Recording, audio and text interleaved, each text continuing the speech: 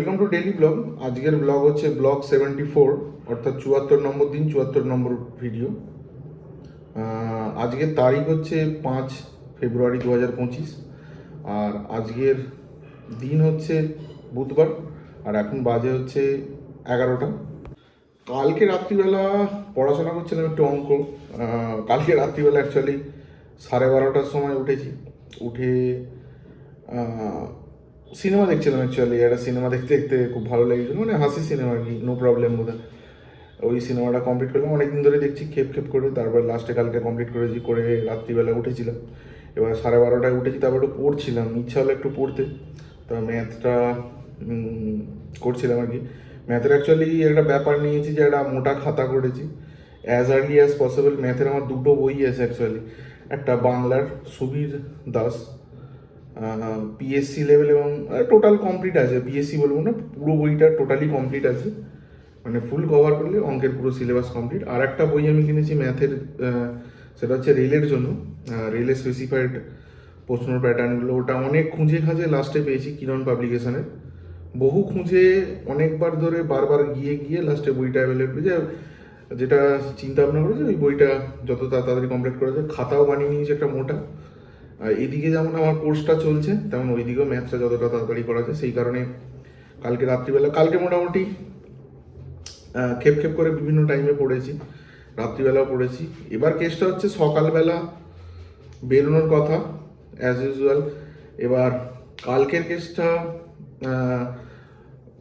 2-3 দিন আগে ব্যাপারটা হচ্ছে, রয়্যাল এনফিল্ড থেকে আমাকে ফোন করেছিল যে সার্ভিসিংটা করে নেওয়ার জন্য, যেহেতু আমার 5th সার্ভিসিং আছে। এবার 4টে ফ্রি সার্ভিস হয়। এবার 4টে ফ্রি সার্ভিসটা আমি করে নিয়েছি। ফ্রি অ্যাকচুয়ালি লেবার কস্টটা, বাকি পুরোটা যায় নিয়ার অ্যাবাউট, মানে অ্যাভারেজ যদি ধরি 4টে, সেটা প্রায় 1,500-এর কাছাকাছি আছে। তো ওই 4টে সার্ভিস কমপ্লিট, একটা সার্ভিস 1,500 করে। এবার ওটা টোটাল কমপ্লিট হয়ে গেছে। এবার 5 নম্বর সার্ভিস, 5 নম্বর সার্ভিসটা খুব ভাইটাল। এইটা নিয়ে আমি একটা ডিটেল ভিডিও বানাবো, সেটা এই চ্যানেলে থাকবে না, অন্য একটা চ্যানেলে থাকবে। চ্যানেলের লিঙ্ক আমি ডিসক্রিপশনে দিয়ে দেবো, আর আই বাটনে থাকবে, এইখানেই থাকবে আই বাটনে, ওখানে পেয়ে যাবে। যাই হোক, কেসটা হচ্ছে 5 নম্বর সার্ভিসের জন্য আমাকে 2-3 দিন আগে থেকেই ফোন করেছিল। তা আমি বলেছিলাম যে অ্যাজ আর্লি অ্যাজ পসিবল আমি করে নেবো। তা সার্ভিসিং করতে গেলে আগের দিন বুকিং করতে, তারপরের দিন সার্ভিসিং পাওয়া যায়। এবার 5 নম্বর সার্ভিসটা খুব ভাইটাল এবং খুব কস্টলি আর কি। মানে আমার সার্ভিসিংটা পড়লো হচ্ছে 3,700 টাকা। অনেক কিছু মানে এএমসি বলে একটা ব্যাপার হয়, আমি এই ব্যাপারে ঢুকছি না বেশি। তা এইসব করে প্রায় 3,700 টাকা। তা আমি আগের দিন রাত্রিবেলা ওদেরকে বুক করেছিলাম। আজকে জানি তো সকাল থেকে ওইটা নিয়ে মানে ঝামেলা থাকবে। তা আমি সকালবেলা উঠেই, যেহেতু রাত্রিবেলা পড়েছি, অনেকটাই দেরি হয়ে গেছে উঠতে। এবার উঠে খানিকক্ষণ পড়ছিলাম, ইচ্ছা হচ্ছিল একটু পড়ি। তা পড়তে পড়তে খানিকটা সময় গেল। তারপর সকালে জল খাবার বলতে মা একটু ম্যাগি করে দিয়েছিল আর ডিম সেদ্ধ খেয়ে আমি গাড়িটা নিয়ে বেরিয়ে। এখানে প্রতিবারে দেখেছি যে সার্ভিসিংয়ের সময় বুক করেছি 10:30 11টায়, আধ ঘন্টা 1 ঘন্টার জন্য গাড়ি দিলাম। এবার গাড়িটা বেতে তুলতে হয়। এবার অ্যাকসেপ্ট করলো হয়তো 11টার সময়, অ্যাকসেপ্ট করে নিলাম, মানে রিপোর্ট একটা বানিয়ে জব কার্ড বানিয়ে দেয়, কিন্তু বিয়েতে তুলবে হয়তো দুপুর 2টোর সময়। ফলে আমার ওই পুরো টাইমটা ফালতু 4-5 ঘন্টা নষ্ট হয়। এবার সেই কারণে এবার গাড়ি পেতে পেতে 4টে-5টা বেজে যায়। সেই কারণে আমি চেয়েছিলাম যে যত অ্যাজ আর্লি অ্যাজ পসিবল ওই বিয়েতে তুলে দিতে পারে, যাতে ওই র্যাম্প আর কি, বিয়ে মানে র্যাম্প বলতে চাইছি, হাইড্রোলিক র্যাম্প যেটা। তা সেই কারণে কোনো দেরি না করে একদম সোজা চলে গেছিলাম। 10:30 টাইম ছিল, 10:30টায় ঢুকেছি। ঢুকতে ওরা আমার গাড়ি রিসিভ করে নিল, করে নিয়ে আমাকে জব কার্ডটা বানিয়ে দিল। দিয়ে টেকনিশিয়ানের সঙ্গে কথাও হয়ে গেছিলো, মানে একটা প্রবলেম হচ্ছিলো গাড়ির ক্ষেত্রে, ফুয়েল পাম্পের বা ওই থ্রটেল থ্রটেল বডির একটা প্রবলেম হচ্ছিলো, সেটা ডিটেলে বললাম। দিয়ে আমি বললাম যে এর প্রবলেমটা আমার কিন্তু সলিউশন না, মানে সলিউশন করছেন কিনা আমার প্রবলেমটা জানা যায়, যে অ্যাকচুয়ালি সমস্যাটা কী হচ্ছে। এটা আফটার মানে কথাবার্তা বলার পরেই জানলাম। তো গাড়িটা দিলাম আমি ওদেরকে, 10:30টায় তুলে দিয়েছিলাম। আমি কাজ কমপ্লিট করতে করতে 11টা 11:30। তারপর ওখান থেকে বেরিয়ে হেঁটে আসতে হয়েছিল। তা ওখান থেকে বেরিয়ে আমি এলাম একটা দোকানে, ওই কমলদা বলে ওর দোকানে, চাটা খাওয়ার দোকানে গেলাম। খানিক্ষণ বসলাম, গল্প টল্প করে ওখান থেকে বাড়ি চলে এলাম। গাড়ি যেহেতু জমা, আমাকে হেঁটেই আসতে হলো। তা বাড়িতে হেঁটে এলাম। রোদ্দুর ভালো ছিল, গরম খুব লেগেছে, টায়ার্ডও প্রচণ্ড হয়ে গেছি। এসে খানিক্ষণ রেস্ট নিয়ে তারপর চান টান করলাম, করার পরে রেস্ট নিলাম। নেওয়ার পরে একটু টায়ার্ড লাগছিল। হ্যাঁ, অনেকদিন ধরে ওই আমাদের বাগান গেটের সামনে একটা বুগেনভেলিয়া মানে কাগজ ফুলের গাছটা খুব মানে জাবড়া হয়ে গেছিলো। এবার ওটাকে কাটিংও করা হচ্ছে না, ওটা প্রপারলি বাইন্ডিংও করা হচ্ছে না, মানে মেন কাটিং একবার হয়েছিল কিন্তু ঠিকমতো বাঁধা হয়নি। এবার ওটা দুটো গাছকে জুড়িয়ে তুলেছি আমি, পরে যদি সময় পাই অবশ্যই দেখাবো অন্য কোনো ভিডিওতে, আজকে তো সম্ভব না, রাত্রি হয়ে গেছে। তো ওই বুগেনভেলিয়াটা প্রপারলি বাইন্ডিং করে তোলার একটা ব্যাপার ছিল, বহুদিন থেকে আমি চিন্তা ভাবনা করছিলাম যে করা যায়। তা কালকে ভাবলাম যে যেহেতু ফাঁকা আছি, কাজটা সেরকম নেই, কাজটা কমপ্লিট করে দিই বলে ওটা কমপ্লিট করলাম। করার পরে খুব টায়ার্ড লাগছিল, এসে চান টান করে ভাত টাত খেয়ে নিলাম, খেয়ে নিয়ে একটু রেস্ট নিচ্ছিলাম বিকালবেলা।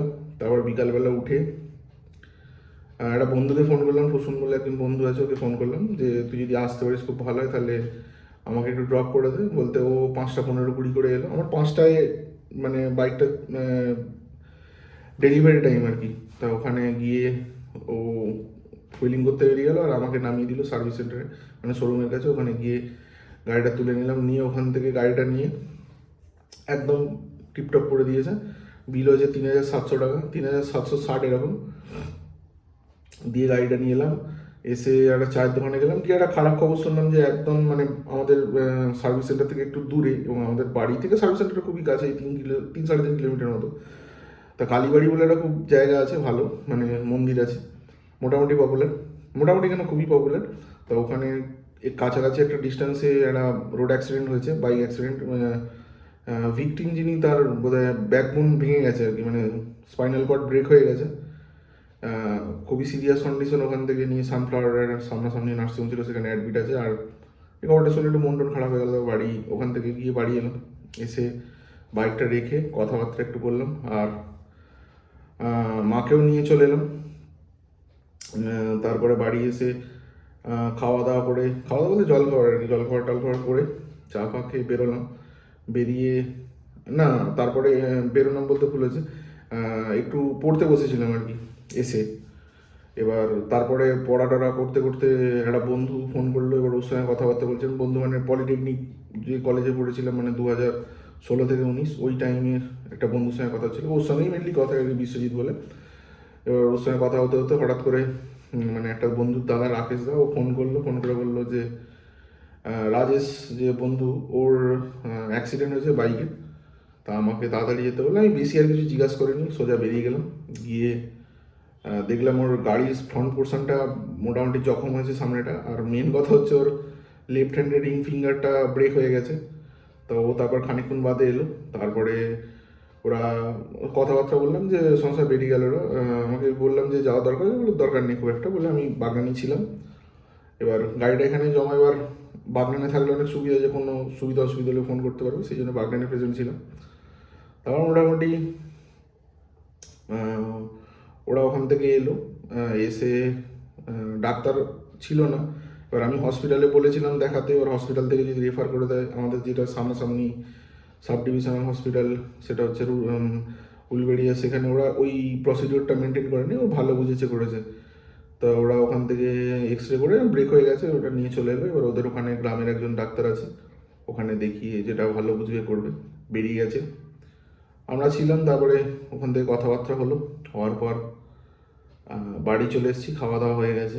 এবার ওপরে যাবো। যাই হোক, মনটা একটু খারাপ হয়ে গেছে, পরপর অনেকগুলো অ্যাক্সিডেন্ট হয়েছে। ওর হলো, আজকে আবার একটা হয়েছে, 2 3 দিন আগে সরস্বতী পুজোর দিনে একটা হয়েছে, ফ্লাইওভারের থেকে নেমে পায়ের উপর দিয়ে বাস চলে গেছে। এরকম পরপর 4 5টা আছে, এটা মানে একদম জানাশোনা। আর সরস্বতী পুজোর 2 3 দিন তো একটা আলাদা মেজাজে থাকে, প্রচুর অ্যাক্সিডেন্ট হয়। আমি নিজেই হাইওয়ের পাশে দাঁড়িয়ে দাঁড়িয়ে দেখছি যে যেভাবে টু হুইলারগুলো চালাচ্ছে, খুবই চিন্তার ব্যাপার আর কি, মানে অ্যাক্সিডেন্টটা খুব কমন ব্যাপার আর কি। যাই হোক, হলো। আর সেরকম কিছু বলার মতো নেই। এসে খাওয়া দাওয়া করেছি, ভিডিওটা বানাচ্ছি, শুতে চলে যাবো। বলার মতো কিছু নেই, আর সবই বলে দিলাম। আজকের মতো ভিডিওটা এখানেই শেষ করে দিচ্ছি। দেখা হচ্ছে নতুন ভিডিওতে কালকে, 75 নম্বর ভিডিও। ধন্যবাদ, শুভরাত্রি।